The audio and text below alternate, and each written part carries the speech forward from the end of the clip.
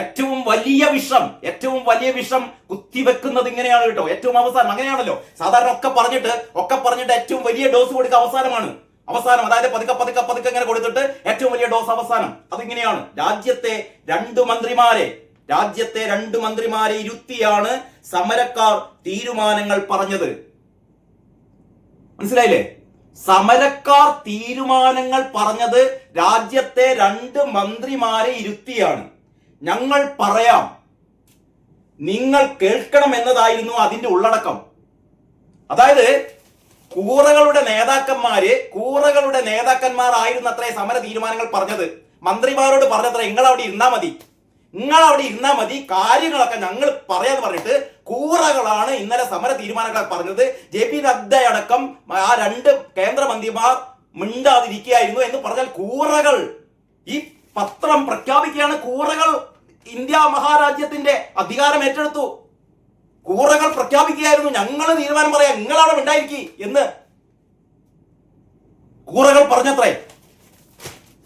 ഇങ്ങനെയൊക്കെ എഴുതാനേ ഞാനതാ പറയുന്നത്. ഈ തവളകളെ കൊല്ലാൻ വേണ്ടിയിട്ട് വെള്ളം പതുക്കെ ചൂടാക്കുന്ന പോലെ ഇപ്പൊ മാതൃഭൂമി സ്ഥിരം വായിക്കുന്ന ആൾക്കാർക്ക് ഇതിലെന്തോ പുതുമണ്ടെന്ന് നിങ്ങൾക്ക് തോന്നില്ല. പക്ഷെ നിങ്ങളുടെ ബുദ്ധി ഉപയോഗിച്ച് ഈ വാചകങ്ങളൊന്നും നോക്കൂ.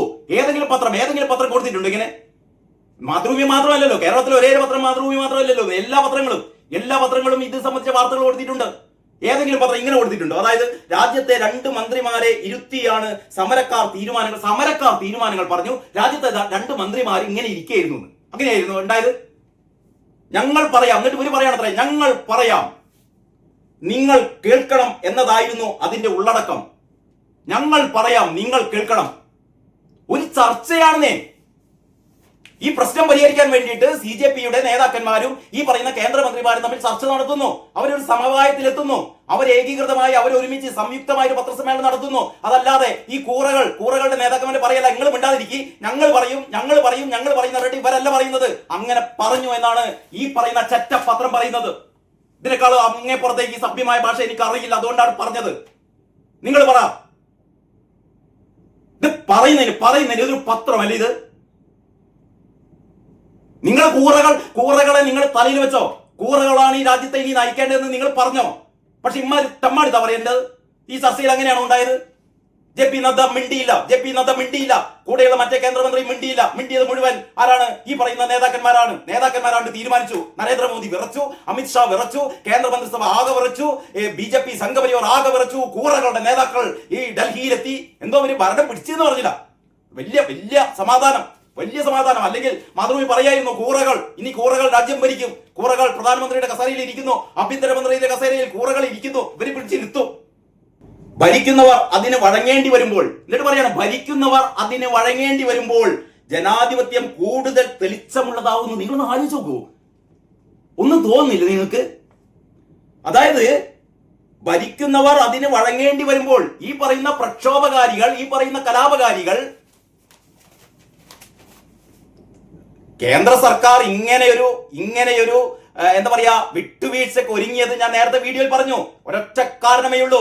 കാരണം ഈ സമരം കത്തിക്കാൻ, ഈ സമരം രക്തരൂഷിതമാക്കാൻ ഈ പറയുന്ന വിഘടനവാദികൾ ശ്രമിച്ചുകൊണ്ടിരിക്കുകയാണ്. അടുത്ത ദിവസം പാർലമെന്റിലേക്ക് ഒരു മാർച്ച് നടത്തിയാൽ ഈ സുരക്ഷാ സേന വെടിവെച്ചാലും അല്ലെങ്കിലും അവിടെ വെടിവെപ്പ് ഉണ്ടാകും. അത്തരം കാര്യങ്ങളൊക്കെ നമ്മൾ പല രാജ്യങ്ങളിലും കണ്ടതാണ്. വെടിവെക്കുന്നത് അവിടുത്തെ കേന്ദ്ര എന്താ പറയാ അവിടുത്തെ സർക്കാരുമായി ബന്ധപ്പെട്ട സുരക്ഷാ സേന ഒന്നും ആയിരിക്കില്ല. അവിടെ വെടിവെപ്പ് ഉണ്ടാകും. 5, 10, 20 ആൾക്കാർ മരിക്കും. ഈ കുറ്റം മുഴുവൻ ഗവൺമെന്റിൽ ചാർത്തും. അങ്ങനെ ഒരു സർക്കാർ വിരുദ്ധ കലാപം അതായിരുന്നു ഇവരുടെ ലക്ഷ്യം. അത് വളരെ കൃത്യമായി ഇന്റലിജൻസ് സംവിധാനത്തിലൂടെ കേന്ദ്രം മനസ്സിലാക്കിയപ്പോഴാണ് ഇങ്ങനെ ഒരു വിട്ടുവീഴ്ച എടുത്തത്. അല്ലാതെ ധർമ്മേന്ദ്ര പ്രധാന്റെ രാജി കൊണ്ട് എന്താണ് പ്രത്യേകിച്ച് നഷ്ടപ്പെടാനുള്ളത്? നിങ്ങളൊന്ന് ആലോചിച്ച് നോക്കൂ. ധർമ്മേന്ദ്ര പ്രധാൻ രാജിവെച്ചു, പകരം വേറൊരു പ്രധാനം അവിടെ വരും. അത്രയേ ഉള്ളൂ. എന്നിട്ട് അവസാനം പറയുന്നു, ഭരിക്കുന്നവർ അതിന് വഴങ്ങേണ്ടി വരുമ്പോൾ. ഭരിക്കുന്നവർ ഏതിന് വഴങ്ങേണ്ടി വരുമ്പോൾ? അതായത് കൂറകളാണ് ഒക്കെ പ്രഖ്യാപിക്കുന്നത്. അപ്പം മന്ത്രിമാർ മിണ്ടാതിരിക്കുകയായിരുന്നു. ഭരിക്കുന്നവർ അതിന് വഴങ്ങേണ്ടി വരുമ്പോൾ അപ്പോഴാണത്രേ എന്താണ് ജനാധിപത്യം കൂടുതൽ തെളിച്ചമുള്ളതാകുന്നു. നമ്മളെ ജനാധിപത്യം ഇന്ന് മുതൽ ഇന്ത്യയിലെ ജനാധിപത്യം കൂടുതൽ തെളിച്ചമുള്ളതായി. കാരണം ഇവിടുത്തെ ജനങ്ങൾ നിയമപ്രകാരം തിരഞ്ഞെടുത്ത ഒരു ഭരണ സംവിധാനത്തെ മൂകമാക്കിക്കൊണ്ട്, അവരുടെ വായടപ്പിച്ചുകൊണ്ട് ഒരു സംഘം കലാപകാരികൾ അവിടെ വന്നിരുന്ന് ഞങ്ങളാണ് ഇനി പ്രഖ്യാപിക്കുന്നത്, ഞങ്ങളാണ് ഇനി കാര്യങ്ങൾ തീരുമാനിക്കുന്നത്, ഞങ്ങൾ പറയുന്നത് നിങ്ങൾ അനുസരിക്കൂ എന്ന് പറയുമ്പോഴാണത്രേ ഇന്ത്യയിൽ ജനാധിപത്യം പൂത്തുലയുന്നത് എന്നാണ് ഈ അധമ പത്രം പറയുന്നത്. ഇത്രയുമാണ് ഒന്നാം പുറത്തെ വിശേഷങ്ങൾ. ഇനി ഉള്ളിലേക്ക് പോകണം നിങ്ങൾ പറ, ഞാൻ പോകാം. ഇതിന്റെ എഡിറ്റോറിയൽ ഞാൻ ആദ്യത്തെ വീഡിയോയിൽ അതിന്റെ ആദ്യത്തെ ഒരു പകുതി മാത്രമേ ഞാൻ പറഞ്ഞിട്ടുള്ളൂ. ആ പകുതി പറയുമ്പോഴത്തേക്ക് തന്നെ നിങ്ങൾക്ക് മനസ്സിലാവും കാര്യങ്ങൾ. ഒറ്റ കാര്യം കൂടി സൂചിപ്പിക്കട്ടെ. ഇതിന്റെ എഡിറ്റോറിയൽ പേജാണ്. എഡിറ്റോറിയൽ പേജിലെ മെയിൻ ഹെഡിംഗാണ് സമരം മതേതരം. വെളുപ്പിക്കുകയാണ്. സമരം മതേതരമായിരുന്നില്ലടോ. ഇവിടുത്തെ എല്ലാവർക്കും അറിയാം. അവിടുത്തെ സമരം മതേതരാകുക, ശ്രീരാമനെ തെറി വിളിക്കുക, സീതാദേവിയെ തെറി വിളിക്കുക, ഈ ഹനുമാൻ ക്ഷേത്രത്തിന് കല്ലെറിയുക, അവിടെ അള്ളാഹു ആണ് എല്ലാം എന്ന കീർത്തനങ്ങൾ ആലപിക്കുക, ഉമർ ഖാലിദിനെ വിട്ടയക്കണം എന്ന് പറയാ, പാകിസ്ഥാനിലേക്ക് കൊടുക്കണം, കാശ്മീരിന്റെ പാകിസ്ഥാനിൽ കൊടുക്കണം എന്ന് പറയാ, 370 ഒഴിവാക്കണം എന്ന് പറയാ, അവിടെ തക്ബീർ ധ്വനികള്, ആസാദി മുദ്രാവാക്യം. സമരം മതേതരം. ഇവന്റെ മതേതരം കോപ്പ് ഇതാ പറയുന്നത്. ഇത് മുഴുവൻ സ്പോൺസർ ചെയ്തിരിക്കുകയാണ് മാതൃഭൂമി. ഞാനതാ പറയുന്നത്. കൂറകളുടെ പത്രമാണ്. കൂറകൾ വിലക്ക് വാങ്ങിക്കഴിഞ്ഞു. സമരം മതേതരം. CJP ജയ് വിളിക്കുകയാണ്. വിളിക്കട്ടെ. ഇനി ഇതാ എഡിറ്റോറിയൽ ആദ്യ ഭാഗം ഞാൻ ആദ്യത്തെ വീഡിയോയിൽ പറഞ്ഞു കേട്ടോ. ഇതിന്റെ അവസാന ഭാഗം മാത്രമേ ഇതിൽ പറയുന്നുള്ളൂ. ആദ്യ ഭാഗത്തെ കുറിച്ച് ഞാൻ ഇന്ന് രാവിലെ ചെയ്ത വീഡിയോയിൽ പറഞ്ഞിരുന്നു. ഇതിന് ശേഷം ഈ എഡിറ്റോറിയലിന്റെ പകുതിക്ക് ശേഷമുള്ള ഭാഗത്ത് പറയുന്നത് എന്താ അറിയോ? പരീക്ഷാ വീഴ്ചകളാൽ വഞ്ചിക്കപ്പെട്ടെന്ന വിദ്യാർത്ഥികളുടെയും മത്സരാർത്ഥികളുടെയും വികാരമാണ് ആദ്യം സമരമായി പൊട്ടിപ്പുറപ്പെട്ടത്. ഞാൻ ഇതിന്റെ ഇടയ്ക്ക് ഒരൊറ്റ കാര്യം, ഈ കഴിഞ്ഞ 37 ദിവസം ജന്തർ മന്ദറിൽ നടന്ന ഈ നീറ്റ് പരീക്ഷാ വിദ്യാർത്ഥികളുടെ അതിൽ ആത്മഹത്യ ചെയ്ത 20ഓളം വിദ്യാർത്ഥികളുടെ കുടുംബങ്ങൾക്ക് വേണ്ടി എന്നൊക്കെ പറയുന്ന കണ്ണീരൊഴുക്കുന്ന രഞ്ജിനി ഹരിദാസ് അവിടെ പോയി തുള്ളിക്കളിക്കുന്ന, വേടൻ അവിടെ പോയി ആർത്തട്ടഹസിക്കുന്ന, ഈ കോമാളിക്കളിയൊക്കെ കളിക്കുന്ന ഈ സമരത്തിനിടെ നിങ്ങളെപ്പോഴെങ്കിലും ഈ 20 ആത്മഹത്യ ചെയ്ത 20 വിദ്യാർത്ഥിനികളുടെ കുടുംബത്തിലെ ആരെങ്കിലും നിങ്ങൾ അവിടെ കണ്ടിരുന്നോ? ഈ വിദ്യാർത്ഥിനികളുടെ കുടുംബങ്ങളെ പ്രതിനിധീകരിച്ച ആരെങ്കിലും നിങ്ങൾ ആ സ്റ്റേജിൽ കണ്ടിരുന്നോ? ആരുടെയും മുഖങ്ങൾ കണ്ടിരുന്നോ? നിങ്ങൾ കണ്ടില്ല. ഇവരെയൊക്കെ എന്താ പറയാ, ഇതൊക്കെ ഒരു മറ, ഇത് വെറും ഒരു മറയാക്കി വെച്ചുകൊണ്ടാണ് ഇവർ മറ്റേ കുത്തിത്തിരിപ്പ് പരിപാടി അവിടെ നടത്തിയത്. അവരുടെ ഉള്ളിൽ ഈ പറയുന്ന അഭിജിത് ദീപ് കെ മുതൽ ഇങ്ങോട്ടേക്കുള്ള ആൾക്കാരുടെ ഒക്കെ മുന്നിൽ ബംഗ്ലാദേശിൽ അട്ടിമറി, ശ്രീലങ്കയിൽ അട്ടിമറി, നേപ്പാളിൽ അട്ടിമറി, നരേന്ദ്രമോദിയെയും ഞങ്ങൾ ഇത് അട്ടിമറിക്കാൻ പോകുന്നു. വേടന്റെ നേതൃത്വത്തിൽ, രഞ്ജിനി ഹരിദാസിന്റെ നേതൃത്വത്തിൽ എന്തൊരു സ്വപ്നം പൂത്തുലയുകയാണല്ലേ, പൂത്തുലയുകയാണ് സ്വപ്നം. എന്താണ്? പരീക്ഷാ വീഴ്ചകളാൽ വഞ്ചിക്കപ്പെട്ടെന്ന വിദ്യാർത്ഥികളുടെയും മത്സരാർത്ഥികളുടെയും വികാരമാണ് ആദ്യം സമരമായി പൊട്ടിപ്പുറപ്പെട്ടത്. അപ്പൊ അങ്ങനെയൊന്നുമില്ല. അങ്ങനെ ഈ വിദ്യാർത്ഥികളുടെ ഈ പ്രശ്നങ്ങളൊക്കെ ഒരു മറ മാത്രമായിരുന്നു. എന്നാൽ വൈകാതെ തന്നെ രാജ്യത്തെ യുവജനങ്ങളെ ആകെ ആകർഷിക്കുന്ന പ്രക്ഷോഭമായി അത് ഉരുത്തിരിഞ്ഞു. എഡിറ്റോറിയലിലെ മാതൃഭൂമി പറയാണ്, വൈകാതെ തന്നെ രാജ്യത്തെ യുവജനങ്ങളെ ആകെ ആകർഷിക്കുന്ന. ഈ മാതൃഭൂമിക്ക് എവിടുന്ന വിവരം കിട്ടി? ഇത് രാജ്യത്തെ യുവജനങ്ങളെ മുഴുവൻ അങ്ങോട്ട് ആകർഷിക്കണോ? അവിടെ ചെന്ന ഈ 1000-10,000 ആൾക്കാര്, ഞാൻ അത്ര കൂട്ടിക്കോ, 10,000 ആൾക്കാരുണ്ടെന്ന്. ഈ 10,000 ആൾക്കാർ എന്ന് പറയുന്നത് ഇന്ത്യയിലെ യുവതയുടെ പ്രതീകമാണോ? ഇതാരാണ് അങ്ങനെയാണെന്ന് പറയാൻ? ആരാണ് ഈ മാതൃഭൂമിയിൽ എഡിറ്റോറിയൽ എഴുതിയ ഈ അധമന് അധികാരം നൽകിയത്? ഇവനാണോ തീരുമാനിക്കേണ്ടത്? ഈ എഴുതിയവനാണോ തീരുമാനിക്കേണ്ടത്? അവിടെ വന്ന ഈ ജന്തർ മന്ദറിൽ വന്ന ആൾക്കാർ മുഴുവനും ഇന്ത്യയിലെ യുവതികളുടെ പ്രതീകമാണത്രേ. എന്നാൽ വൈകാതെ തന്നെ രാജ്യത്തെ യുവജനങ്ങളെ ആകെ ആകർഷിക്കുന്ന പ്രക്ഷോഭമായി അത് ഉരുത്തിരിഞ്ഞു. നഷ്ടപ്പെടുന്ന ജീവിതാവസരങ്ങൾ മാത്രമല്ല, രാജ്യത്തെ ജനാധിപത്യത്തിന്റെ നിലവാര ശോഷണവും അങ്ങനെ സമരപ്രമേയമായി. ജനാധിപത്യം മുഴുവനും അവിടെ തകർന്നടിഞ്ഞു കിടക്കുകയായിരുന്നു. ഈ പറയുന്ന വേടനും കൂട്ടനും വന്നിട്ടായിരുന്നു അവിടെ ജനാധിപത്യത്തെ അങ്ങോട്ട് പുഷ്ടിപ്പെടുത്തിയതത്രേ. ഇനി രാജ്യത്തിന്റെ പോക്ക് ശരിയായ ദിശയിലല്ല എന്നും ഭരണകൂടം അതിന്റെ പ്രവൃത്തികളിലും വീഴ്ചകളിലും ഉത്തരവാദിത്വം പുലർത്തണമെന്നും പറയാനുള്ള ആർജവത്തെ രാജ്യദ്രോഹം എന്നല്ല, രാജ്യസ്നേഹം എന്നാണ് വിശേഷിപ്പിക്കേണ്ടത്. രാജ്യസ്നേഹം ഇവര് പ്രകടിപ്പിച്ചത് രാജ്യദ്രോഹമല്ല, രാജ്യസ്നേഹമാണ് എന്നാണ് അവിടെ ഇരുന്ന് വിളിച്ചു പറഞ്ഞത് മുഴുവനെ. രാജ്യസ്നേഹമാണെന്നാണ് മാതൃഭൂമിക്കാരൻ പറയുന്നത്. ഉമർ ഖാലിദിനെ വിട്ടയക്കുക രാജ്യസ്നേഹമാണത്രേ. കാശ്മീരിൽ 370 പുനഃസ്ഥാപിക്കുക രാജ്യസ്നേഹമാണത്രേ. നമ്മുടെ ഇന്ത്യൻ പട്ടാളക്കാരെ തെറി പറയുക രാജ്യസ്നേഹമാണത്രേ. ഇവന്മാരൊക്കെ ഞാൻ പറയുന്നില്ല. നിങ്ങൾ തീരുമാനിക്കോ. ഇങ്ങനെ ഒരു വിഷം വമിപ്പിക്കുന്ന പത്രം എത്ര നാൾ നമ്മൾ സഹിക്കണമെന്ന് നിങ്ങൾ തീരുമാനിക്കട്ടോ. ഇനി മറ്റൊന്ന്, ഭരണകൂടത്തിന്റെ സ്വേച്ഛാപരതയെ ചോദ്യം ചെയ്യുമ്പോൾ രാജ്യം അതിന്റെ അടിസ്ഥാനപരമായ മൂല്യ സമുച്ചയത്തോട് നീതി പുലർത്തുന്നെന്ന് ഉറപ്പാക്കാൻ ശ്രമിക്കുകയാണ് പൗരർ ചെയ്യുന്നത്. രാജ്യത്തോടും സഹപൗരന്മാരോടുമുള്ള ഏറ്റവും മൂർത്തമായ കരുതലാണത്. ജന്തർ മന്ദറിലെ സമര പോരാളികൾ അതാണ് ചെയ്തത്. അപ്പൊ ജന്തർ മന്ദറിലെ സമര പോരാളികൾ നമ്മുടെ രാജ്യത്തിന്റെ ജനാധിപത്യത്തെ സംരക്ഷിക്കുകയായിരുന്നത്രേ.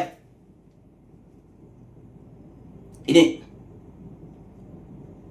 CJP-യുടെയും ജന്തർ മന്ദർ പ്രസ്ഥാനത്തിന്റെ, അതാണ് ഏറ്റവും വലിയ CJP-യുടെയും ജന്തർ മന്ദർ പ്രസ്ഥാനം. എന്താ ഈ ജന്തർ മന്ദർ പ്രസ്ഥാനം? ഞാൻ നേരത്തെ പറഞ്ഞ വിഘടനവാദികൾ, കുത്തിത്തിരിപ്പുകാർ, ഈ വർഗീയവാദികൾ, ഈ പറയുന്ന ഭീകരന്മാരുടെ പ്രതിനിധികൾ, ഇവരൊക്കെയാണ് ജന്തർ മന്ദർ പ്രസ്ഥാനം. അങ്ങനെ ഈ CJP-യുടെയും ജന്തർ മന്ദർ പ്രസ്ഥാനത്തിന്റെയും തുടർന്നുള്ള നീക്കങ്ങൾ രാജ്യം ഗൗരവബുദ്ധിയാ നിരീക്ഷിക്കും. സാർത്ഥകവും സുസ്ഥിരവുമായ രാഷ്ട്രീയ പരിവർത്തനത്തിന് ഈ പ്രസ്ഥാനം ഹേതുവാകുമോ എന്നാണ് അറിയാനുള്ളത്. ഇതാണ് ഏറ്റവും വലിയ കൊടിയ വിഷമിപ്പിക്കുകയാണ്. അതായത് സാർത്ഥകവും സുസ്ഥിരവുമായ രാഷ്ട്രീയ പരിവർത്തനത്തിന്, ഒരു രാഷ്ട്രീയ മാറ്റത്തിന് ഈ പ്രസ്ഥാനം ഹേതുവാകുമോ എന്നതാണ് ഇനി അറിയാനുള്ളത്. ബംഗ്ലാദേശിൽ സംഭവിച്ച പോലെ, നേപ്പാളിൽ സംഭവിച്ച പോലെ, ശ്രീലങ്കയിൽ സംഭവിച്ച പോലെ ഇവിടെ ഒരു രാഷ്ട്രീയ പരിവർത്തനം ഇവർ നടത്തുമോ എന്നാണ് അറിയാനുള്ളത്.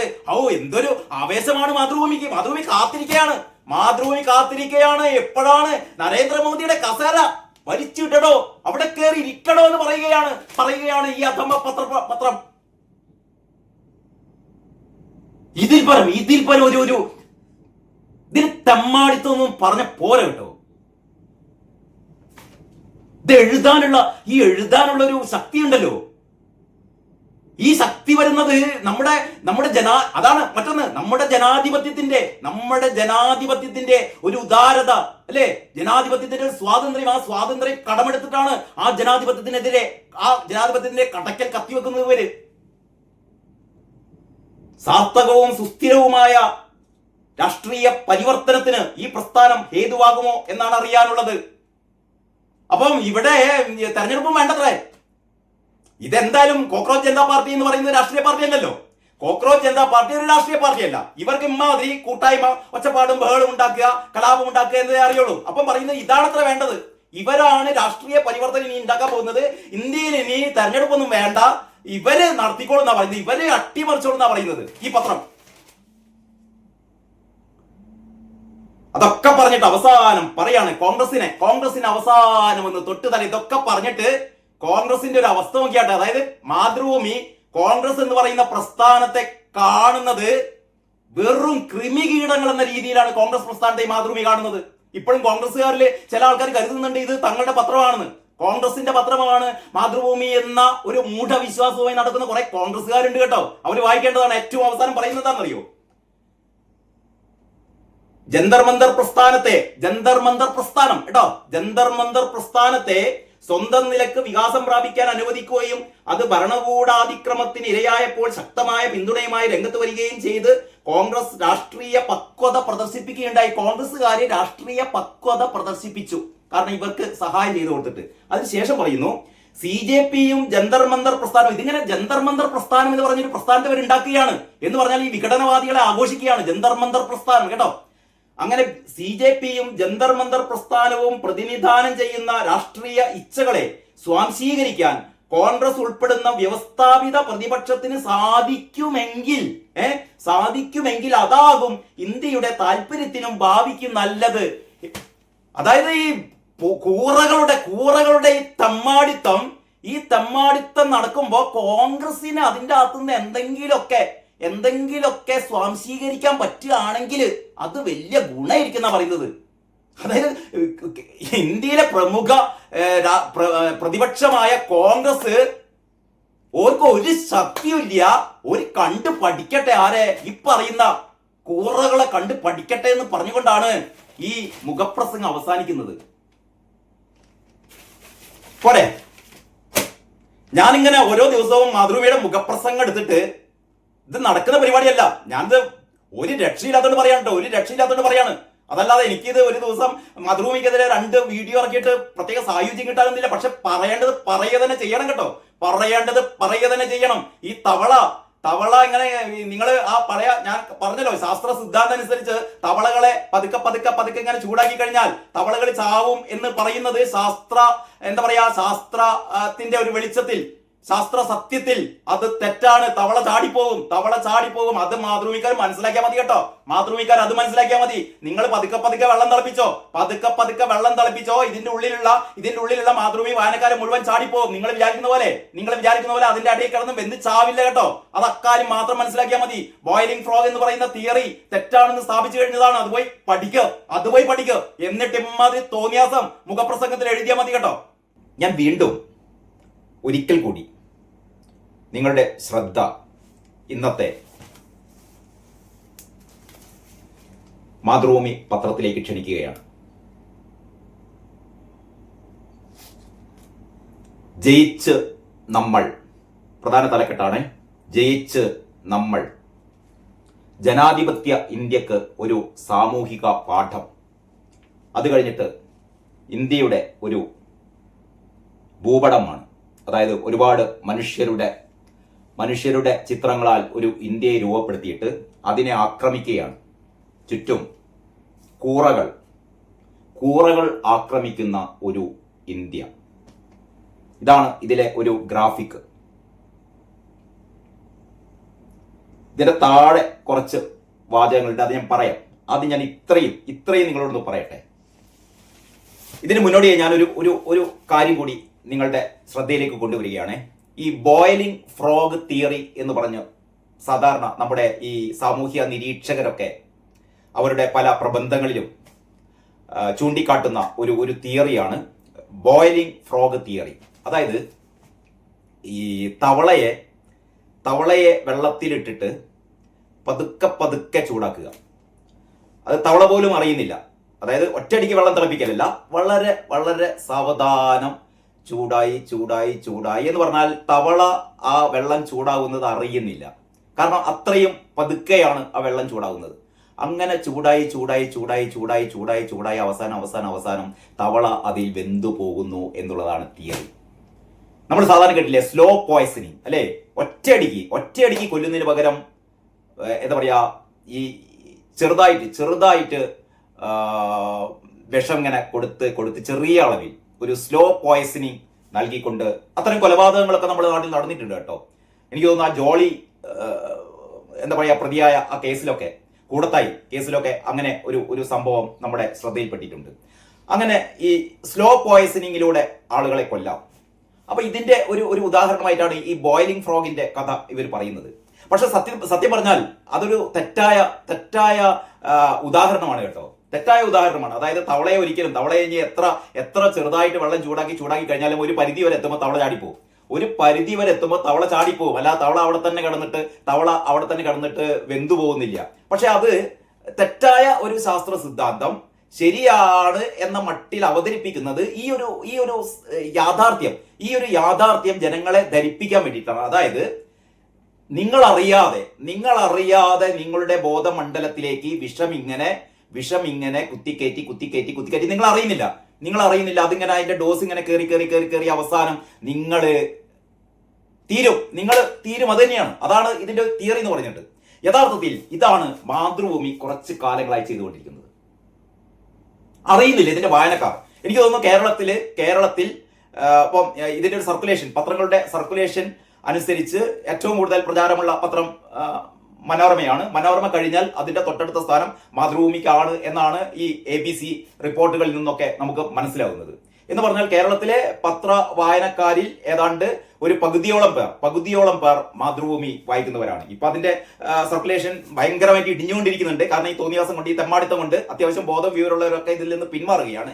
എങ്കിലും ഇതിന്റെ ഇപ്പോഴും അത്യാവശ്യം കുറെ ആൾക്കാർ ഈ പത്രം പൈസ കൊടുത്ത് വാങ്ങുന്നുണ്ട്. പൈസ കൊടുത്ത് വാങ്ങിയിട്ട് ഇവർ ഓരോ ദിവസവും ഈ പത്രത്തിന്റെ ഈ വിഷം ഉണ്ടല്ലോ, വിഷം ഇങ്ങനെ ഇവര് അറിയുന്നില്ല ഇവര് ഇത് വളരെ സ്വാഭാവികം എന്നുള്ള രീതിയിലാണ് അവര് ഇതിനെന്ത് ചെയ്തത് സ്വാംശീകരിക്കുന്നത്. അതിന്റെ ഒരു ഉദാഹരണമാണ് ഇത്. നമ്മൾ ഇതിന്റെ തലക്കെട്ട് ആദ്യം പരിശോധിക്കേ. ജയിച്ച് നമ്മൾ എന്നാണ് പറയുന്നത്. ജയിച്ച് നമ്മൾ. എന്താണ് ഈ നമ്മൾ ജയിച്ചത്? എനിക്കറിയാത്തതുകൊണ്ട് ചോദിക്കാം. എന്താണ് നമ്മളുടെ ജയം? ഈ നമ്മൾ ആരാ? നമ്മളിപ്പോ കണ്ടത് കഴിഞ്ഞ ദിവസം ഉണ്ടായ സംഭവം ജന്തർ മന്ദറിൽ CJP എന്ന് പറയുന്ന കോക്രോച്ച് ജനതാ പാർട്ടി എന്ന് പറയുന്ന ഒരു തരത്തിലും ക്രെഡിബിലിറ്റി ഇല്ലാത്ത എവിടുന്നോ വന്ന അല്ലേ, ഇപ്പൊ നമുക്കതിന്റെ ഈ നേതാക്കളായ കുറച്ചു പേരെ അറിയാം. ഈ അഭിജിത്ത് ദീപ് ഉൾപ്പെടെയുള്ള കുറച്ചു പേരെ നമുക്കറിയാം. അതിനുശേഷം ഇവരുടെ കൂട്ടത്തിലുള്ള നമ്മൾ ഈ ജൻസി എന്നൊക്കെ പറയുന്ന ആൾക്കാരുണ്ടല്ലേ, ആരാണ് ഈ ജൻസി? ആർക്കും അറിയില്ല, ആരൊക്കെയാണെന്ന് അറിയില്ല. നമുക്കിപ്പോ കേരളത്തിൽ നിന്ന് പോയപ്പോ വേടനെ അറിയാം, ഈ മറ്റേ രഞ്ജിനി ഹരിദാസിനെ അറിയാം.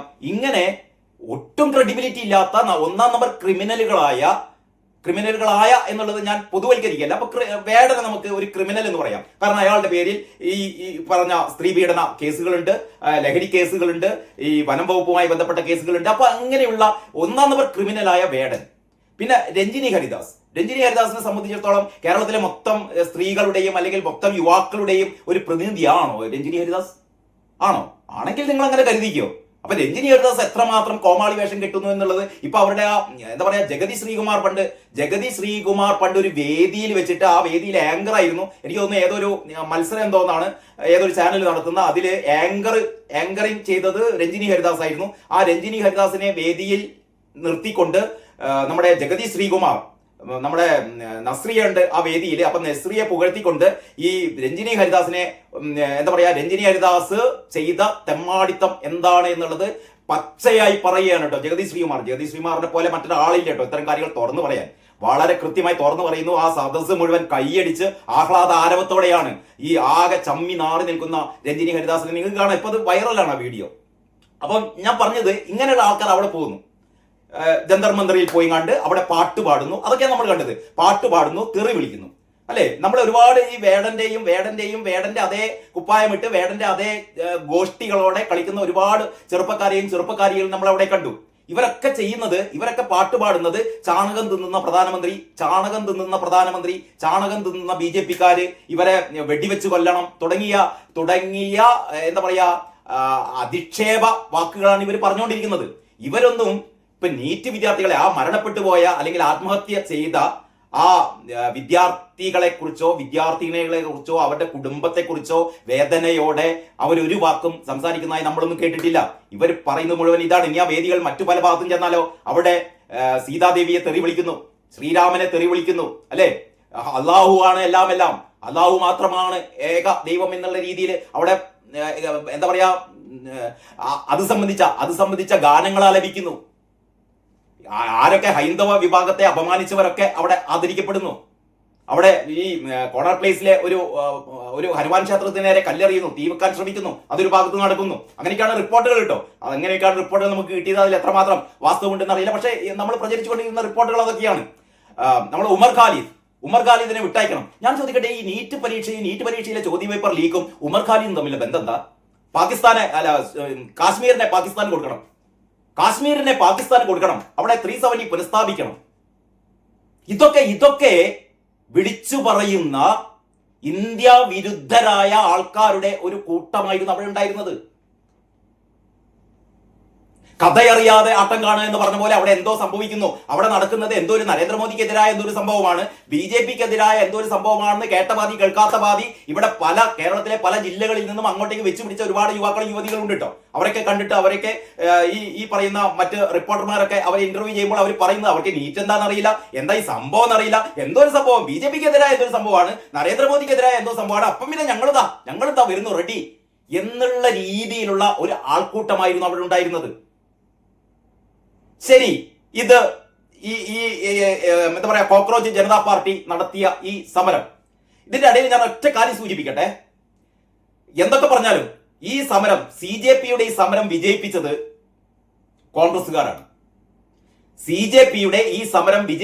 കോൺഗ്രസുകാരാണ്. ധർമ്മേന്ദ്ര പ്രധാൻ രാജിവെക്കാനുള്ള കാരണം CJP ഒന്നുമല്ല, CJP അല്ല, അതായത് കോക്രോച്ച് ജനതാ പാർട്ടി അല്ല, അഭിജിത് ദീപ്കെ അല്ല, ഇവിടുന്ന് പോയ വേടനോ രഞ്ജിനി ഹരിദാസോ ഇമ്മാതിരി ഈ അൽക്കുത്ത് പാർട്ടികളൊന്നുമല്ല. ആ സമരത്തെ വിജയിപ്പിച്ചത് കോൺഗ്രസ് പ്രസ്ഥാനമാണ്. കാരണം കോൺഗ്രസ്സുകാർ ഇതിൽ ഇടപെട്ടു. കോൺഗ്രസ്സുകാർ ഒരിക്കലും മറ്റേ CPM ചെയ്ത പോലെ അവിടെ പോയി കണ്ട് കഞ്ഞി വെച്ച് കൊടുത്തില്ല. ഈ പാറ്റകൾക്ക് അവിടെ പോയി കണ്ട് കഞ്ഞി വെച്ച് അവരുടെ അടിവസ്ത്രങ്ങൾ കഴുകി കൊടുത്തിട്ടില്ല കോൺഗ്രസ്സുകാർ. പക്ഷെ അതേ അവസരത്തിൽ കോൺഗ്രസ്സുകാർ ന്യായമായ ഈ ആവശ്യം ന്യായമാണ് അല്ലെ, എന്തായാലും ഇവരുടെ സമരത്തിന്, ഇവർ ചെയ്ത സമരത്തിന് വളരെ കൃത്യമായ ഒരു എന്താ പറയാ ഒരു ലക്ഷ്യമുണ്ടായിരുന്നു. ആ ലക്ഷ്യം ആർക്കും നിഷേധിക്കാൻ പറ്റില്ല. കുറ്റമറ്റ പരീക്ഷാ സമ്പ്രദായം ഇവിടെ വേണം, അത് ഉറപ്പാണ്.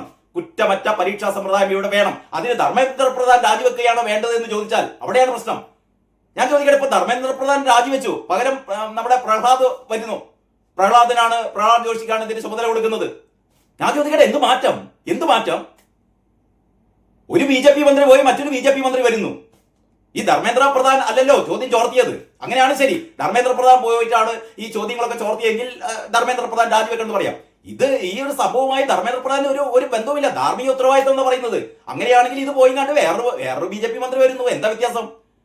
ഇവിടെ യഥാർത്ഥത്തിൽ സംഭവിക്കേണ്ടിയിരുന്നത് ഇങ്ങനെ ഒരു പ്രശ്നം വന്നു കഴിഞ്ഞാൽ ആ പ്രശ്നം കൃത്യമായ അതിന് പ്രതിവിധി ഉണ്ടാക്കുക എന്നുള്ളതാണ്. അതൊക്കെ നേരത്തെ ഉണ്ടായി, അത് ഞാൻ നേരത്തെ വീഡിയോയിലും പറഞ്ഞു. ഈ പരീക്ഷ, അതായത് ചോദ്യ പേപ്പർ ലീക്കായ പരീക്ഷ വീണ്ടും നടത്തി, വളരെ വളരെ കുറ്റമറ്റ രീതിയിൽ അത് നടത്തി. അതിന്റെ റാങ്ക് ലിസ്റ്റ് വന്നു, അതിന്റെ അഡ്മിഷൻ പ്രോസസ്സ് നടന്നുകൊണ്ടിരിക്കുന്നു. ഇതിലെ പ്രതികളായ 13 പേരെ CBI അറസ്റ്റ് ചെയ്തു. കുറ്റപത്രം കോടതിയിൽ സമർപ്പിക്കാൻ വേണ്ടി പോകുന്നു. അതിവേഗ കോടതികൾ സ്ഥാപിക്കുന്നു. അടുത്ത നീറ്റ് പരീക്ഷ വളരെ കൃത്യമായി നടത്താൻ വേണ്ടിയിട്ട് അതിനുള്ള എന്താ പറയാ ക്രമീകരണങ്ങൾ നടത്തി കഴിഞ്ഞു. ഇനി ഇത്തരം കുറ്റങ്ങൾ അല്ലെങ്കിൽ ഇത്തരം കുറ്റങ്ങൾ ആരൊക്കെയാണ് ചെയ്തത് എന്ന് തെളിയിക്കപ്പെട്ടു കഴിഞ്ഞാൽ അവർക്കെതിരെ ഏറ്റവും കടുത്ത ശിക്ഷാവിധികൾ, 10 വർഷം തടവ്, 10 കോടി പിഴ തുടങ്ങിയ കാര്യങ്ങൾ. ഇതിന്റെ അങ്ങേപ്പുറമൊന്നും ചെയ്യാനില്ല.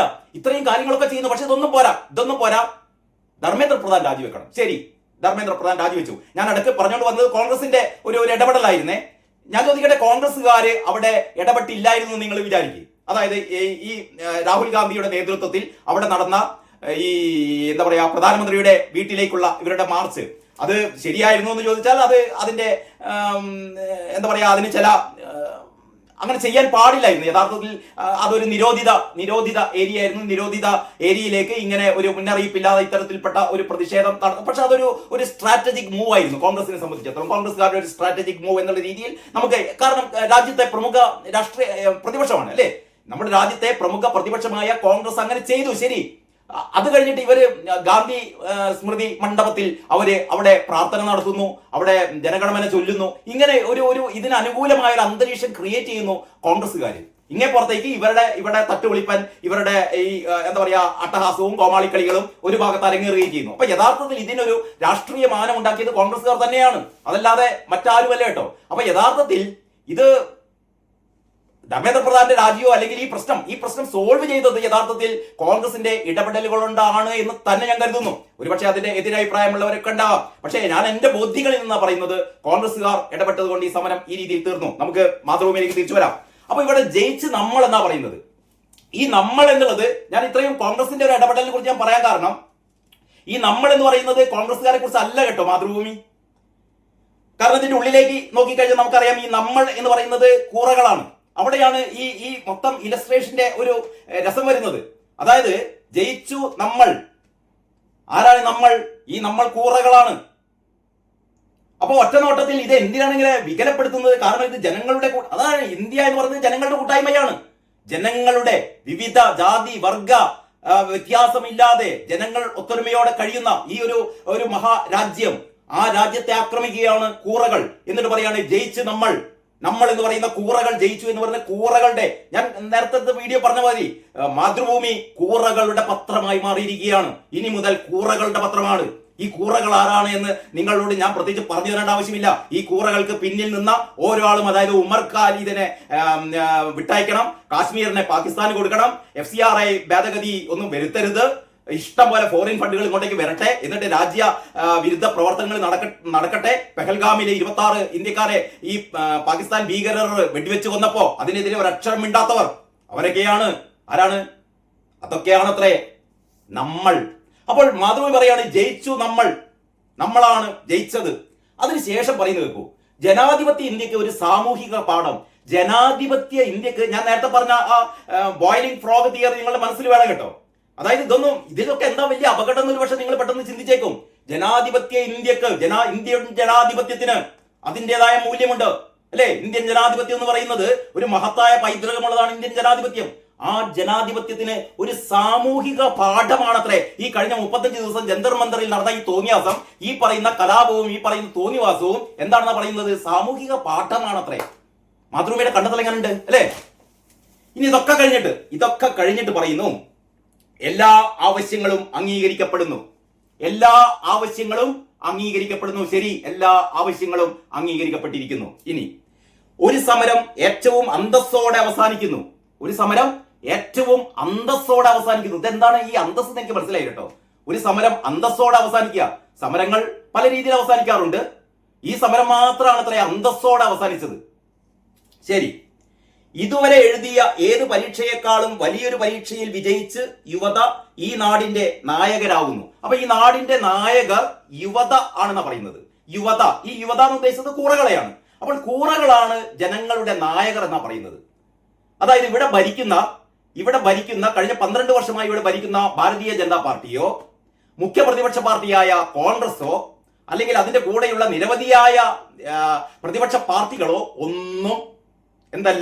ഒന്നും ശരിയല്ല. ശരി ആരാണ്? യുവത എന്ന് പറയുന്നത് ഈ കൂറകളാണ് യഥാർത്ഥത്തിൽ നമ്മുടെ ജനാധിപത്യത്തെ എന്ത് ചെയ്യുന്നത്? ഉയർത്തിപ്പിടിക്കുന്നത് എന്നാണ് മാതൃഭൂമി പറയുന്നത്.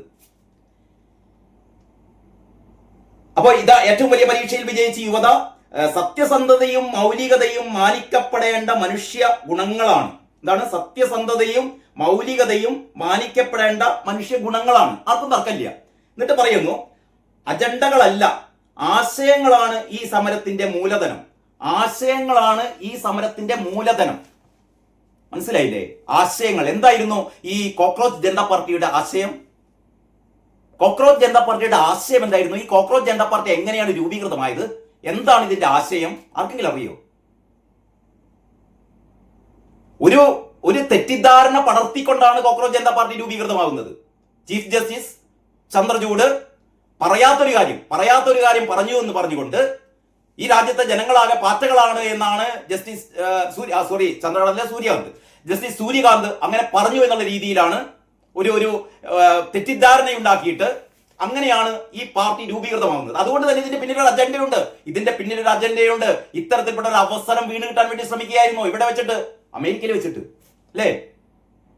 ഈ മഹത്തായ രാജ്യത്ത് ഈ കോൺഗ്രസ് ഉൾപ്പെടെയുള്ള കോൺഗ്രസിന്റെ ഒക്കെ പൈതൃകം ഞാൻ പറയാട്ടെ, നിങ്ങൾക്ക് അറിയാം അല്ലേ. കോൺഗ്രസും മറ്റ് ഇടതുപക്ഷ പാർട്ടികളും മറ്റൊരുപാട് പാർട്ടികളുള്ള ഈ ഇന്ത്യയിൽ ഇതൊക്കെ തിരിച്ചറിയാൻ അമേരിക്കയിലുള്ള അഭിജിത് ദീപ്കെ ആ മഹാൻ വേണ്ടി വന്നു അത്ര ഇതൊക്കെ ഒന്ന് തിരിച്ചറിയാൻ. അതാണ് യുവത. അപ്പൊ സത്യസന്ധതയും മൗലികതയും മാനിക്കപ്പെടേണ്ട മനുഷ്യഗുണങ്ങളാണ്, അജണ്ടകളല്ല ആശയങ്ങളാണ് ഈ സമരത്തിന്റെ മൂലധനം. അപ്പൊ ഞാൻ പറഞ്ഞിട്ട് വന്നത് ആശയങ്ങൾ എന്താശയമാണെന്ന് നമുക്ക് ഇപ്പോഴും അറിയില്ല. ഈ കോക്രോച്ച് ജനതാ പാർട്ടിയുടെ ആശയം എന്താശയം? ഒരാശയവും ഇല്ല. 11 മണിക്കൂർ ഈ ഇന്റർനെറ്റിന്റെ മുന്നിൽ ഈ ഓൺലൈനിൽ ഇരിക്കണം, ഏറ്റവും വലിയ മന്ദബുദ്ധികളായിരിക്കണം, ഇതൊക്കെയാണ് ഇവരുടെ ആശയം. അല്ലാതെ വേറൊരു ആശയമൊന്നുമില്ല. കാരണം ആരൊക്കെയാണ് ഞങ്ങളുടെ കൂട്ടത്തിൽ നിന്ന് അറിയാത്ത ആൾക്കാർക്ക് എന്താ ആശയം? ഒരാശയം രൂപീകൃതമാവണമെങ്കിൽ അതിനൊരു സംഘടനാ ബോധം വേണ്ടേ, അതിനൊരു കൂട്ടായ്മ വേണ്ടേ? ഇതൊന്നും ഇല്ലാതെ എവിടുന്നൊക്കെയോ വന്ന ഏതൊക്കെയോ തീവ്രവാദികളെ ഭീകരന്മാര് അറിയില്ല. ഇപ്പൊ കേന്ദ്ര സർക്കാർ പറയുന്ന ഏതാണ്ട് 400ഓളം ഭീകരന്മാർ ഇതിലെ ഈ പറയുന്ന കൂട്ടായ്മയിൽ നുഴഞ്ഞു കയറിയിരുന്നു എന്നുള്ളതാണ് കേന്ദ്ര ഇന്റലിജൻസ് ഏജൻസികൾ പറയുന്നത്. പാക് ചാരന്മാർ അല്ലെങ്കിൽ പാകിസ്ഥാനിൽ നിന്ന് പുറപ്പെടുവിക്കുന്ന ഇത്തരത്തിൽ ചില ഇൻസ്റ്റാ അക്കൗണ്ടുകൾ നേരത്തെ ഈ ഓപ്പറേഷൻ സിന്ദൂർ കാലത്ത് ഇവിടെ പ്രചരിച്ചിരുന്ന ചില ഇൻസ്റ്റാ അക്കൗണ്ടുകൾ അതിന്റെ ഉറവിടം പാകിസ്ഥാനാണ്. അത്തരത്തിൽപ്പെട്ട ഇൻസ്റ്റാ അക്കൗണ്ടുകളിലൂടെ ഈ സമരത്തെ കത്തിപ്പടർത്താൻ വേണ്ടിയിട്ടുള്ള ശ്രമങ്ങൾ നടത്തിയിരുന്നു എന്നൊക്കെയുള്ള വാർത്തകൾ വരുന്നു. പക്ഷെ അതൊന്നും മലയാള മീഡിയയിൽ ഇതൊന്നും കാണാറില്ല, ഇതൊന്നും മലയാള പത്രങ്ങളിലൊന്നും കൊടുക്കാറില്ലാന്നേ. ഇനി